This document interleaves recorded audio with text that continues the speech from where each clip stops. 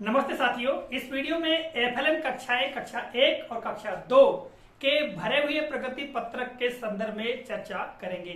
हमारे मित्र शिक्षक साथी हैं जिला शहडोल से, जिन्होंने मुझे एक कक्षा 2 के भरे हुए प्रगति पत्रक का पीडीएफ प्रेषित किया है और इसी पीडीएफ पर चर्चा करते हुए इस वीडियो के माध्यम से हम यह बताने का प्रयास करेंगे कि किस तरह से आप प्रगति पत्रक को तैयार कर सकते हैं। साथियों, बहुत सारे शिक्षक साथियों के कमेंट भी आ रहे थे कि आप एक भरा हुआ प्रगति पत्रक के संदर्भ में जानकारी दें। चूंकि इसके पूर्व में भी एक वीडियो में मैंने आपको जानकारी दी थी कि किस तरह से इसमें प्रविष्टियां की जानी है, तो इस वीडियो में हम भरे हुए प्रगति पत्रक पर चर्चा करेंगे कि किन फील्ड्स को भरना है और किन फील्ड्स को छोड़ना है। अभी सुनने में यह आ रहा है कि राज्य शिक्षा केंद्र से भी ये प्रगति पत्रक प्राप्त होने वाले हैं। तो साथियों, अगर हमारे जिन साथियों ने इन प्रगति पत्रकों का क्रय कर लिया है तो उनको भरकर रख ले, और यदि वहां से जो प्रगति पत्रक प्राप्त होते हैं तो इसी की कॉपी करते हुए उन प्रगति पत्रकों को भी भरा जा सकता है, या फिर जिस तरह के खंड उनमें आएंगे उस तरह से आपके पास यदि भरी हुई जानकारी रहेगी तो बड़े आसान तरीके से जो आने वाले प्रगति पत्रक है उनको भी तैयार कर पाएंगे। तो आइए प्रारंभ करते हैं वीडियो को। साथियों, यहाँ पर आप देख रहे हैं भरे हुए प्रगति पत्रक का पीडीएफ। जैसा कि हमने प्रारंभ में आपको बताया था, हमारे साथी शिक्षक हैं जिला शहडोल के शासकीय प्राथमिक शाला मोड़ना टोला और जन शिक्षा केंद्र छतरई और विकासखंड सुहागपुर से हैं, और इन्होंने यह पीडीएफ हमें भेजा है और साथ ही इसी पीडीएफ के माध्यम से बताने का प्रयास करेंगे किस तरह से एफएलएन कक्षाएं कक्षा 1 और 2 का प्रगति पत्रक आपको भरकर तैयार करना है। यहाँ पर आप देख रहे हैं ब्लैंक वाला प्रगति पत्रक, ठीक है, जिसमें सामान्य प्रविष्टियां की जानी है। जैसा कि इस पीडीएफ में भी आप देख रहे हैं, हमारे साथी शिक्षक ने विद्यार्थी से संबंधित सामान्य प्रविष्टियां की है। आपको यहाँ पर फोटो भी चस्पा कर लेना है, ठीक है। तो ये सामान्य प्रविष्टियां जब हम ऊपर कर लेंगे, इसके पश्चात आगे हम बात करें तो जो चरण 1 है, जैसा कि आप देख रहे हैं चरण 1 की जो प्रविष्टियों को, और यहाँ पर खाली वाला जो चरण 1 है उसे भी देख रहे हैं, और पूर्व के वीडियो में मैंने आपको बताने का प्रयास भी किया था किस तरह से आपको इन प्रविष्टियों को पूर्ण करना है। तो अब आप इस पीडीएफ में देख रहे हैं भरी हुई जानकारी, ठीक है। तो विद्यार्थी जिस फील्ड को पूरा कर लेता है, जिस क्षेत्र को पूरा कर लेता है, तो उस क्षेत्र में टिक मार्क कर देना है। जैसा कि इस पीडीएफ में आप देख रहे हैं, हमारे साथी शिक्षक ने टिक मार्क कर दिया है, ठीक है। तो साथियों, यहाँ पर आप देख रहे हैं 3 खंड दिए गए हैं, ठीक है। स्वयं कर पाता है या पाती है, दूसरा है सहायता के साथ कर पाता है या कर पाती है, और तीसरा है अधिक सहायता के साथ कर पाता है या कर पाती है, ये आता है। ये कुल मिलाकर के विकासात्मक लक्ष्य 1 के अंतर्गत है। फिर आप देखेंगे हिंदी में, तो हिंदी में बोल पढ़ लिख पाता है या पाती है। फिर दूसरे खंड में बोलने पढ़ने लिखने की कोशिश करता है या करती है, और तीसरा है अधिक सहायता के साथ बोल पढ़ लिख पाता है या पाती है, ये आता है।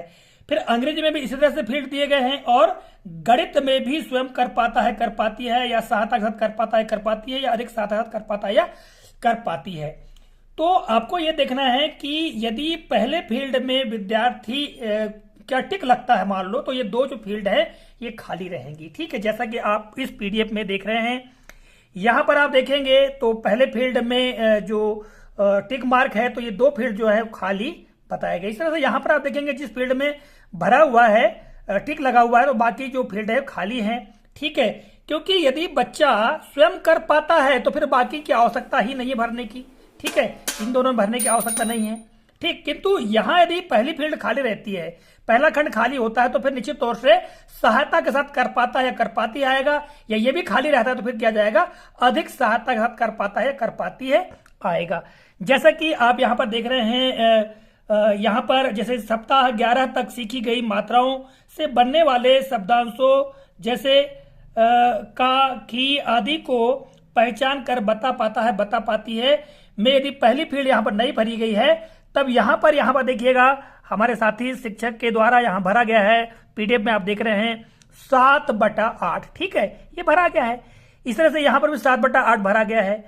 तो इसी तरह से आपको जो विकासात्मक लक्ष्य 1, विकासात्मक लक्ष्य 2.1 और विकासात्मक लक्ष्य 2.2 के साथ विकासात्मक लक्ष्य 3 को पूरा आप कर सकते हैं। ध्यान रखें, जैसा पीडीएफ में आप देख रहे हैं, पहली फील्ड में यदि विद्यार्थी की जानकारी भर दी जाती है, अर्थात विद्यार्थी उस फील्ड को, उस अवधारणा को कंप्लीट कर लेता है या उस दक्षता को कंप्लीट कर लेता है, तो यहां पर टिक मार्क आएगा। यदि यहां पर नहीं कर पाता है तो फिर सहायता के साथ कर पाता है तो फिर दूसरे इसमें आएगा।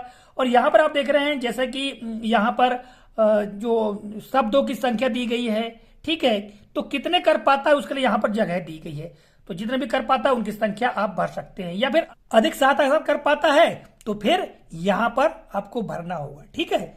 तो इस तरह से आप चरण 1 को देख सकते हैं। अब इसी पीडीएफ पे चरण 2 देखिएगा, और यहां पर ये चरण 2 देखिएगा। इसमें यहां जो प्रविष्टियां की गई हैं, जैसा कि चरण 1 में प्रविष्टियां की गई थी उसी तरह से जो प्रविष्टियां है ये चरण 2 में भी करनी होंगी, ठीक है। यदि जो पहला खंड है यहां पर विद्यार्थी के संबंध में टिक मार्क अर्थात वो कंप्लीट कर लेता है, दक्षता को पूर्ण कर लेता है, तब आगे के जो खंड है वो खाली रहेंगे।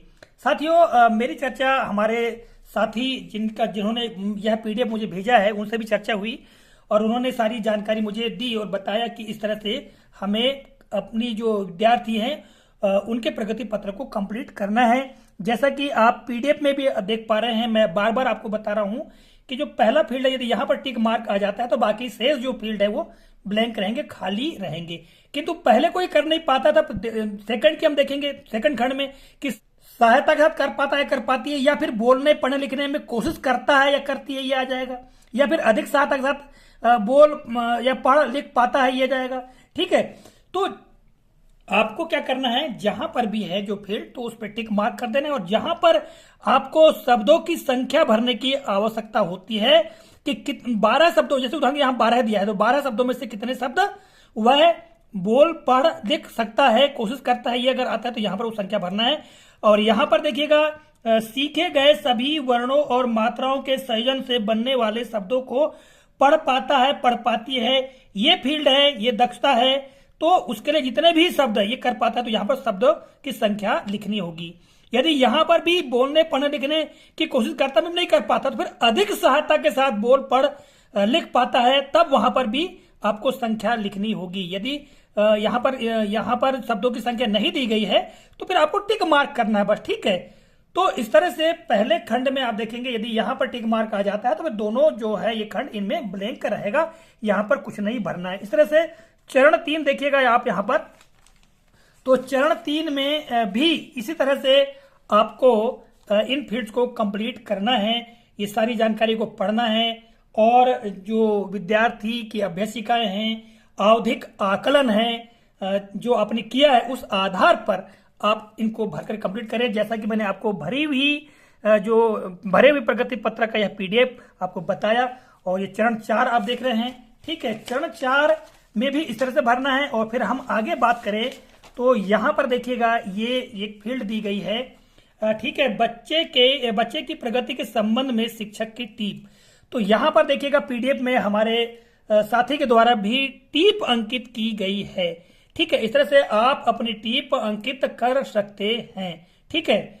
और यहां आगे देखिएगा बच्चे के कौशलों में वृद्धि के संबंध में पालक की टीप, उपर्युक्त विकल्प पर सही का टिक यानी निशान लगाए, तो यहां पर भी पालक के द्वारा टिक लगाई गई।